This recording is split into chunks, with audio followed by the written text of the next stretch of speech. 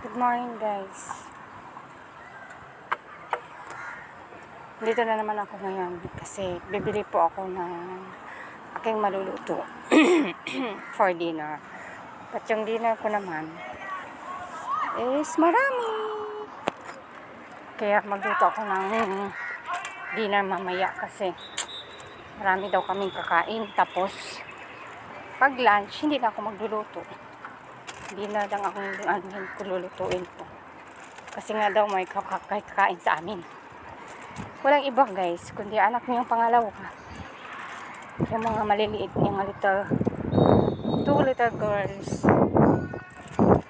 Magluto ako ng mincemeat, steam, magluto ako ng chicken curry, magluto ako ng tawag noon, corn soup, magluto ako ng tawag noon, kuning fish, at saka vegetables. Yun ang lututuin ko mamaya. Kaya papunta ako ng NTUC para bibili ako ng mailuluto ko. Bibili ako ng curry.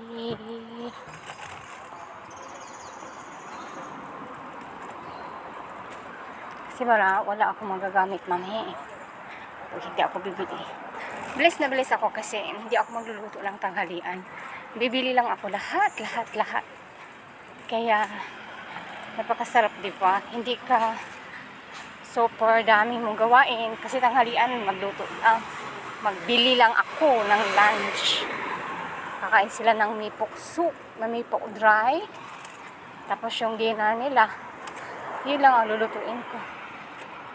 Parang hindi ako sa pagkain kasi hindi nila ako palulutuin. Gusto nila magbali lang.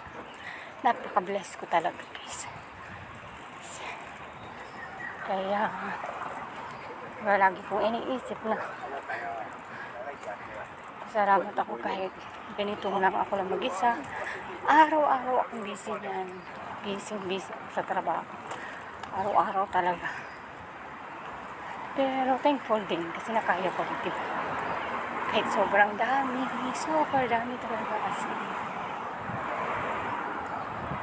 Kaya okay lang.